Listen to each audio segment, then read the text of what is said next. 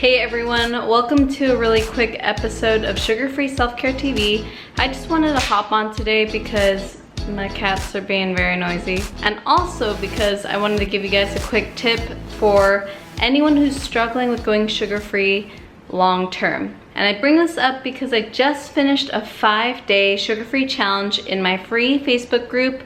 You could check out my group at sugarfree.group. That's the actual URL, www.sugarfree.group, and it's my Facebook support group that helps anybody who struggles with sugar cravings and carb cravings. So anyway, I held this 5-day sugar-free challenge last week, and it was amazing. Had a lot of people sign up, had a lot of people joining us on the sugar-free challenge. And what I did was, like, you eat no sugar, no flour, no grains, no starchy vegetables, and obviously no added no added sugars or processed carbs. But anyway, something that came up a lot after the challenge was a lot of people were asking me, like, Charmaine, how do I make this a lifestyle change?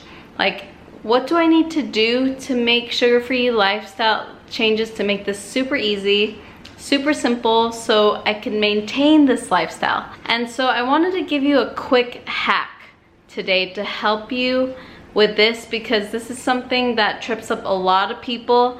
And so this is something I went through too, because when I went sugar-free 3 years ago, it's like my 3-year anniversary going keto this month. And in the beginning, it wasn't easy, obviously, for me. Like, I used to be a carboholic. I always tell people I used to be addicted to pasta and pizza, and I used to love eating McDonald's after every shift at the hospital. I used to be a registered nurse for 8 years.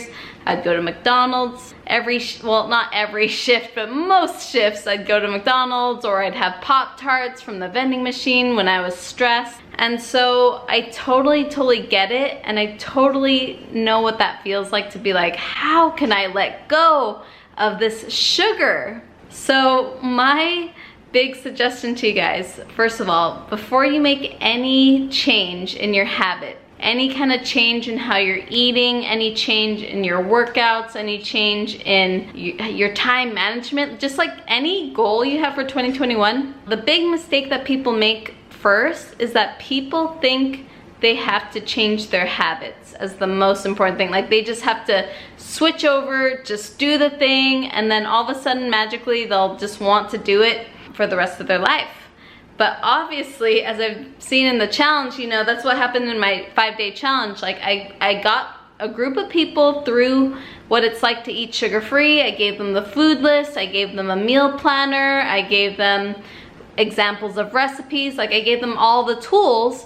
And so people got through like 5 days. They got through the tools, they were doing it. But then toward the end of it, not everybody finished. Some people fell off, and then at the end, a lot of people are like not committing to it 100%, and they're just kind of like, how can I make this sustainable? And it's because the biggest mistake that people make with habit changes is that they try to fix the habit instead of fixing the mindset. And that's what I teach my clients, not only as a sugar cravings coach, but a life coach, because that's what I am. I'm a certified life coach and a certified keto health coach. But the piece that's so important that nobody seems to talk about as much with food and weight loss is that your mindset change is what determines your habit change. So you have to tell yourself a different story when it comes to eating sugar. Because even the question, like when people ask me the question of how can I maintain this lifestyle, it's coming from this place of already assuming that it's a hard lifestyle, that it's a lifestyle that's really challenging, it's really limiting, it's really depriving. It's already assuming that it's gonna be hard. So just notice that. Like, notice if you're finding yourself asking, like, how on earth can I do this? It's coming from this place of limitation, and it's already coming from a place of I can't do this for however long you want to do it. And for example, there's a study, I'm gonna butcher some of the some of the statistics here, but there was a study done where they had 2 groups of students in a university, and one group of the students were told to say the words I can't when it comes to like resisting something sweet to eat. Like they were told to repeat this mantra of like, oh, I can't eat that versus I don't eat that. So there's one group of students that said, I can't eat this thing, like I can't eat the chocolate, I can't eat the ice cream, like whatever sugary treat they're trying not to eat, versus I don't eat the chocolate, I don't eat ice cream. So they tested this out, like they told the students to rehearse this mantra, like I can't versus I don't, and then they had them do some kind of questionnaire that was completely irrelevant to the study. And then at the end of the session, when they were done filling out the questionnaire, the researchers actually gave them a choice. Like they collected their questionnaires and the researchers gave them a choice. They asked them, do you want a granola bar or do you want a chocolate bar? They asked the participants that, do you want a granola bar? Like that's quote unquote healthier, which is another topic. But anyway, for the sake of the study, they said, do you want a granola bar or do you want a chocolate bar? And the group of students who said, I can't eat so-and-so, were 63% more likely to have the chocolate bar versus the group of students who said, I don't eat chocolate. And the group of students that said, I don't eat chocolate, actually chose the chocolate bar 36% of the time, compared to the other group that ate it about 65% of the time. All right, and why is that? Because the language we tell ourselves, the words we say in our mind, the way we make decisions, the way we perceive things is what determines what we do. And just imagine if you're telling yourself, I can't do this, I can't do that, like how does that feel in your body?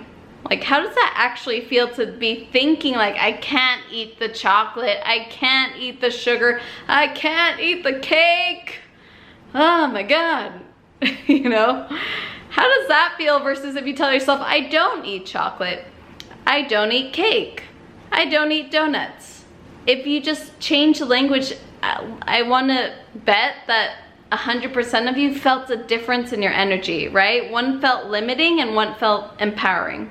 Okay, and that's why how we think about things, our perception is what creates our reality.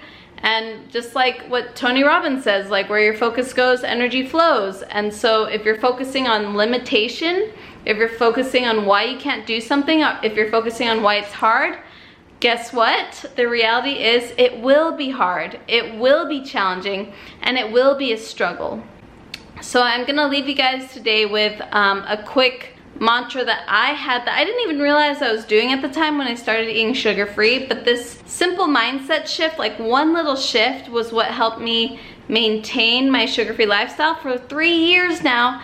And you know what? I never want to go back. Like I never want to go back to being a sugar burner, a sugar eater, whatever you call it. I just don't miss that lifestyle, and it's because it started with this one mindset shift. So are you guys ready for it? Are you ready for the one mindset shift that helped me change this, like everything for me in my journey? All right, here it is. So what I did was when I started eating keto, all I did in my language, like literally before I started keto, I was like a sugarholic, carbaholic. I loved eating carbs, but once I went keto, because some of you know my story, I was pre-diabetic in 2017.